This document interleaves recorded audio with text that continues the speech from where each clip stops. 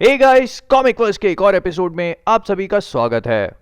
आज से हम लोग इस चैनल में एक नई चीज़ को इंक्लूड करने वाले हैं, जिसमें हम लोग फैंटेसी और फिक्शनल कैरेक्टर्स की आपस में पावर्स और एबिलिटीज़ को कंपेयर करेंगे और फिर हम ये डिसाइड करेंगे कि उनमें से बेटर कौन है, और अगर उन दोनों में कभी फाइट होगी तो उनमें से कौन जीतेगा। और इस सेगमेंट को हम लोग बैटल वर्स कहेंगे। तो कॉमिक वर्स से मैं हूं मोहित, और आज हम मार्वल कॉमिक्स के दो सबसे पावरफुल कैरेक्टर्स सेंट्री और हाइपेरियन की पावर्स एंड एबिलिटीज को कंपेयर करने वाले हैं और देखने वाले हैं कि अगर उनमें कभी फाइट होगी तो उन दोनों में से कौन जीतेगा। तो बिना टाइम वेस्ट किए चलिए शुरू करते हैं।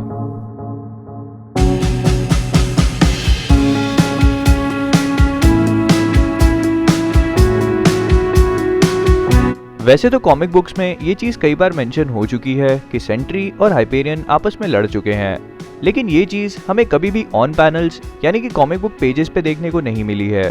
तो इसी वजह से हम उन दोनों की पावर्स और एबिलिटीज़ को कंपेयर करके ये चीज़ डिसाइड करेंगे कि उन दोनों में से बेटर कौन है। और इस वीडियो में मैंने उन दोनों के ओरिजिन्स पे फोकस नहीं किया है, क्योंकि सेंट्री और हाइपेरियन के ओरिजिन्स मैं अलग अलग वीडियोज़ में कवर कर चुका हूँ। तो अगर आप सभी ने वो वीडियोस नहीं देखे हैं तो मैं आप सभी को रेकमेंड करूंगा कि इस वीडियो को देखने से पहले आप सेंट्री और हाइपेरियन के ओरिजिन्स को देख लीजिए, ताकि आप लोगों को इस वीडियो को समझने में और उन दोनों की पावर्स को कंपेयर करने में आसानी हो। तो सबसे पहले शुरुआत करते हैं पावर के बेसिस या ओरिजिन से। तो अगर हाइपेरियन की बात की जाए तो जैसा कि मैंने अपने ओरिजिन वीडियो में बताया है, हाइपेरियन का ओरिजिन काफ़ी हद तक सुपरमैन से मिलता जुलता है, और सुपरमैन की तरह ही हाइपेरियन की पावर्स भी आर्टिफिशियली क्रिएटेड नहीं बल्कि उसे बर्थ से मिलती हैं, और उसकी सारी पावर्स का सोर्स दरअसल में सन से आने वाली रेडिएशन है, और इसकी बॉडी काफ़ी हद तक एक न्यूक्लियर फ्यूजन जैसी रिएक्शन करके एनर्जी को जनरेट करती है। तो कुल मिला के हम लोग ये चीज़ समझ सकते हैं कि हाइपेरियन को अपनी सारी पावर्स सन से मिलती हैं।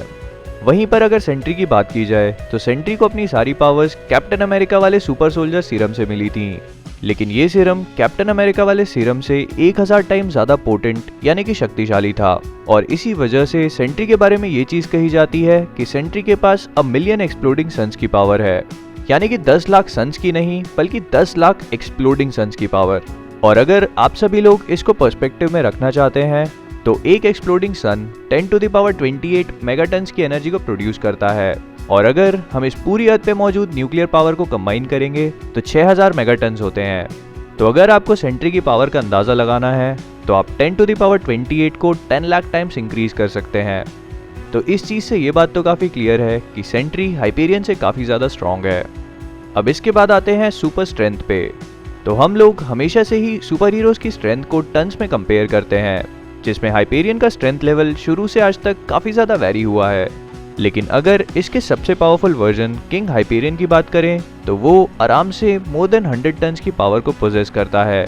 इसके बाद हाइपेरियन ने कॉमिक बुक्स में कई सारी ऐसी चीज़ें करी हैं जिसे देखकर हम उसकी स्ट्रेंथ का अंदाज़ा लगा सकते हैं, जैसे कि उसने सीक्रेट वॉर्स में होने वाले इनकर्जन्स के दौरान अपने दोनों हाथों से 2 अलग अलग अर्थ्स को एक दूसरे से टकराने से काफ़ी समय तक रोक दिया था। हालांकि वो उसे पूरी तरह से रोक नहीं पाया था, लेकिन 2 बड़े बड़े प्लैनेट्स को रोकने के लिए किसी भी सुपर हीरो को बहुत ही ज़्यादा स्ट्रेंथ की ज़रूरत होगी। इसके अलावा वो एटलांटिस के किंगडम को ओशन से बाहर निकालकर स्पेस में टॉस कर चुका है, हल्क को मार मार के वापस ब्रूस बैनर में रिवर्ट कर चुका है, और अगर हाइपेरियन के सबसे पावरफुल वर्जन किंग हाइपेरियन की बात की जाए तो वो अपने यूनिवर्स में गैलेक्टस और यहाँ तक कि सेंट्री को भी मार चुका है, क्योंकि ये बात उसने मार्वल एग्जाइल्स के दौरान खुद ही कबूल करी थी, जब उसने ये चीज़ कही कि वो अपने प्लैनेट के सेंट्री को भी मार चुका है। इसके बाद अगर हम सेंट्री की सुपर ह्यूमन स्ट्रेंथ को देखें तो सेंट्री की पावर्स उसके मेंटल स्टेट पे काफ़ी ज़्यादा डिपेंड करती हैं, क्योंकि जैसा कि हम जानते हैं कि रॉबर्ट रेनॉल्ड्स की दरअसल में 2 पर्सनैलिटीज़ हैं। पहली तो सेंट्री जो एक सुपर हीरो है और दुनिया का भला करता है, लेकिन वहीं उसकी दूसरी पर्सनैलिटी दरअसल में वॉइड है, जो सेंट्री से काफ़ी ज़्यादा पावरफुल है और एक बहुत ही खतरनाक सुपर विलन है। और अगर हम सेंट्री को अपने प्राइम फॉर्म में देखें तो वो आराम से 100 टन से ज़्यादा की पावर को पोजेस करता है। उसने कॉमिक बुक्स में कई सारे अमेजिंग फीट्स को अचीव किया है, जैसे उसने कार्नेज को 2 टुकड़ों में चीर दिया है। एब्जॉर्बिंग मैन नाम का एक विलन जो सबकी पावर्स को एब्जॉर्ब करता था, वो सेंट्री की पावर्स को एब्जॉर्ब करने के बाद ओवरलोड हो जाता है और ब्लास्ट हो जाता है। इसके बाद वो वर्ल्ड ब्रेकर हल्क से लड़ चुका है, और उस लड़ाई की फोर्स इतनी भयानक थी कि पूरी अर्थ उन दोनों की पावर को फील कर सकती थी, और जिसके एंड में हल्क और सेंट्री दोनों ही अपने ह्यूमन फॉर्म में डिवॉल्व हो जाते हैं। लेकिन वॉइड बनने के बाद सेंट्री काफी ज्यादा स्ट्रॉन्ग हो जाता है और ऐसे ही उसने हल्क को पकड़कर उसके शरीर की सारी हड्डियां तोड़ दी थी। और इतना ही नहीं, अगर मार्वल सीज कॉमिक्स के एक व्हाट इफ सिनेरियो को देखें तो उसमें वॉइड इतना ज्यादा पावरफुल हो गया था कि उसने इस अर्थ पे मौजूद एक एक सुपर हीरो को जान से मार दिया था और उसके बाद वो वॉचर को डिस्ट्रॉय करने के लिए मून पे चला गया था। लेकिन स्ट्रेंथ के इतने ज्यादा फीट्स अचीव करने के बाद भी ये चीज मानी जाती है कि रॉबर्ट रेनॉल्ड्स यानी कि सेंट्री ने अभी तक मार्वल कॉमिक्स में अपनी पावर्स का अपर लेवल दिखाया ही नहीं है। इसके बाद हम लोग आते हैं सुपर स्पीड पे। तो हाइपेरियन की सुपर स्पीड किसी भी नॉर्मल सुपर हीरो से काफी ज्यादा है और वो नैनो सेकंड्स में मूव कर सकता है। इसके अलावा ये चीज भी देखी गई है कि हाइपेरियन 67 माइल्स पर सेकंड की स्पीड को जनरेट कर सकता है और वो लाइटनिंग यानी कि बिजली से भी ज्यादा फास्ट है।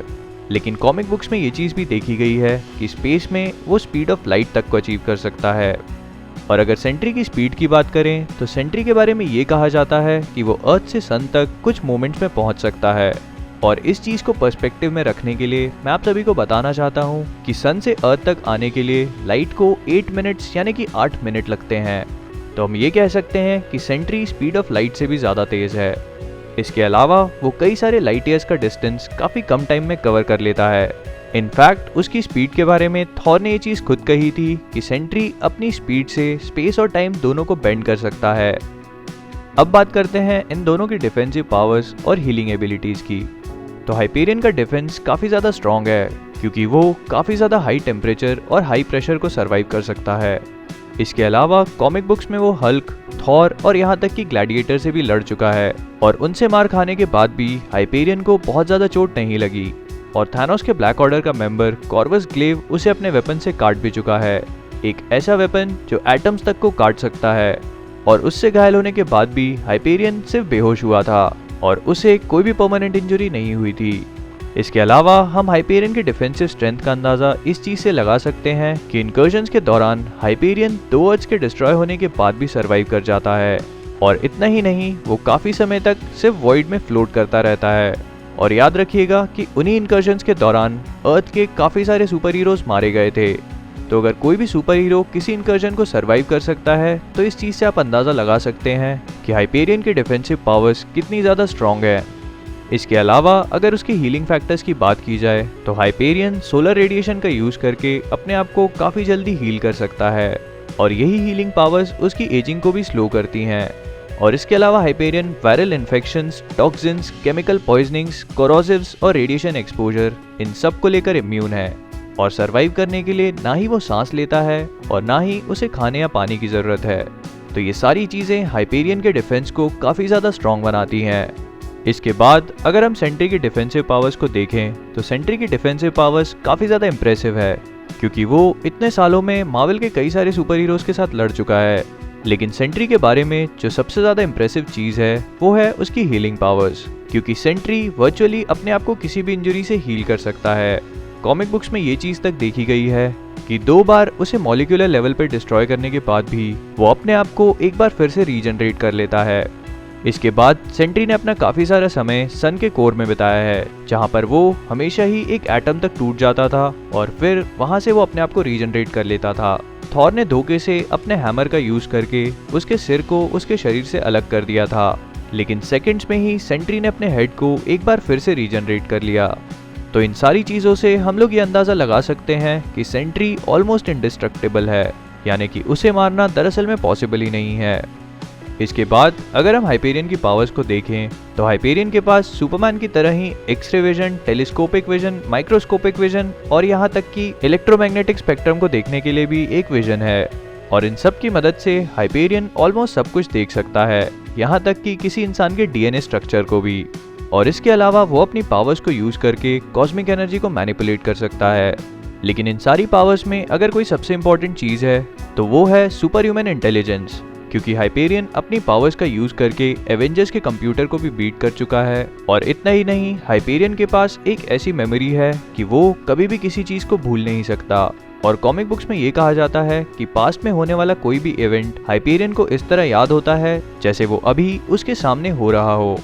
और अगर सेंट्री की दूसरी पावर्स को देखा जाए तो उसके पास फोटोकाइनेसिस यानी कि लाइट को प्रोड्यूस करने की पावर है। और वो अपनी बॉडी से काफ़ी ज़्यादा लाइट को प्रोड्यूस कर सकता है। इसके अलावा सेंट्री के पास प्रोफेसर एक्सेवियर और जीन ग्रे की तरह ही सायोनिक एबिलिटीज़ भी हैं। इसका मतलब ये है कि वो अपने दिमाग का यूज़ करके कई सारे फीट्स को अचीव कर सकता है। जैसे कॉमिक बुक्स में सिर्फ उसने अपने दिमाग का यूज़ करके थॉर के म्योनिर को रोक दिया था। अगर सेंट्री की कुछ और एबिलिटीज़ की बात की जाए तो उसके पास रिसरेक्शन की पावर भी है। इसका मतलब ये है कि वो अपनी पूरी पावर्स का यूज़ करके किसी मरे हुए इंसान को जिंदा कर सकता है।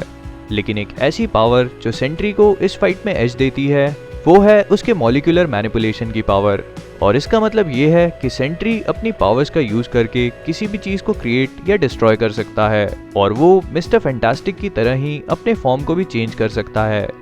हालांकि इस पावर पर सेंट्री का काफी ज्यादा कंट्रोल नहीं है, लेकिन फिर भी हम लोग ये चीज कह सकते हैं कि अगर इस पावर को सेंट्री सही तरीके से यूज करे तो इस पूरे यूनिवर्स में ऐसी कोई भी चीज नहीं है जो सेंट्री नहीं कर सकता। और अब हम बात करते हैं इन दोनों की वीकनेसेस की। तो हाइपेरियन की सबसे बड़ी वीकनेस है सोलर रेडिएशन का डिप्लीशन, यानी कि अगर उसे सन से आने वाली रेडिएशन ना मिले तो हाइपेरियन बहुत ज़्यादा वीक हो जाता है और वो अपनी किसी भी पावर को यूज़ नहीं कर सकता। इसके अलावा ये चीज़ भी देखी गई है कि हाइपेरियन को सुपरमैन की तरह ही मैजिक या फिर मैजिकल अटैक्स काफ़ी ज़्यादा वीक कर देते हैं। और अगर हम सेंट्री की पावर्स की बात करें तो जैसा कि मैं पहले भी कह चुका हूँ कि सेंट्री की पावर्स उसके मेंटल स्टेटस पे काफ़ी ज़्यादा डिपेंडेंट है और यही चीज़ उसकी एक वीकनेस भी बनती है, क्योंकि मेंटल मैनिपुलेशन का यूज़ करके कई सारे सुपर हीरोज उसकी इस वीकनेस का फ़ायदा उठा चुके हैं और इसी वजह से प्रोफेसर एक्सेवियर और एमा फ्रॉस्ट जैसे सुपर हीरोज उसे ज़्यादातर रोकने में कामयाब हो जाते हैं। इसके बाद अगर हम सेंट्री की सबसे बड़ी वीकनेस को देखें तो वो है द नेगेटिव जोन। जो लोग इस बात को नहीं जानते हैं मैं उन्हें बताना चाहता हूँ कि नेगेटिव जोन दरअसल में हमारे यूनिवर्स से काफ़ी अलग है, क्योंकि जिस तरह हमारा यूनिवर्स मैटर से बना हुआ है उसके ठीक ऑपोजिट नेगेटिव जोन दरअसल में एंटी मैटर से बनी है। और अगर सेंट्री कभी भी नेगेटिव जोन में जाता है तो उसकी सारी पावर्स और एबिलिटीज पूरी तरह से खत्म हो जाती हैं और इसी वजह से नेगेटिव जोन सेंट्री की एक बहुत बड़ी वीकनेस है। वहीं दूसरी तरफ नेगेटिव जोन में पहुंचने के बाद सेंट्री के दूसरे पार्ट यानी कि वॉइड की पावर्स नेगेटिव जोन में अपने मैक्सिमम पे पहुंच जाती हैं और वहां पर उसे हराना बिल्कुल इम्पॉसिबल है। तो इन सारी चीज़ों को कंपेयर करने के बाद हम लोग ये चीज़ तो समझ चुके हैं कि इन दोनों में ज़्यादा स्ट्रॉन्ग और ज़्यादा पावरफुल कौन है। तो मेरे हिसाब से अगर सेंट्री और हाइपेरियन में फाइट होती है तो सेंट्री उसे काफ़ी आसानी से हरा देगा, लेकिन वहीं पर अगर सेंट्री की किंग हाइपेरियन से फाइट होती है तो सेंट्री उसे हरा तो देगा, लेकिन फिर भी किंग हाइपेरियन को हराने में उसे अपनी काफ़ी ज़्यादा पावर्स को यूज़ करना होगा। लेकिन वहीं पर अगर किंग हाइपेरियन की फाइट द वॉइड से होती है तो वॉइड किंग हाइपेरियन को काफ़ी आराम से हरा देगा। लेकिन इस फाइट को लेकर आप सभी का क्या ओपिनियन है ये आप मुझे कमेंट्स में ज़रूर बताइए। और अगर वीडियो पसंद आया हो तो प्लीज़ लाइक और शेयर भी कीजिए और प्लीज़ मेरे चैनल को सब्सक्राइब करना मत भूलिएगा। हम इसी तरह बैटल वर्स में और भी सुपर हीरोज और सुपर विलन्स की फाइट करवाएंगे, लेकिन तब तक मुझे कमेंट्स में ये चीज़ ज़रूर बताइए कि आपके हिसाब से हाइपेरियन और सेंट्री में कौन विनर है। और हाँ, प्लीज़ मुझे सब्सक्राइब करना मत भूलिएगा। Thanks a lot for watching.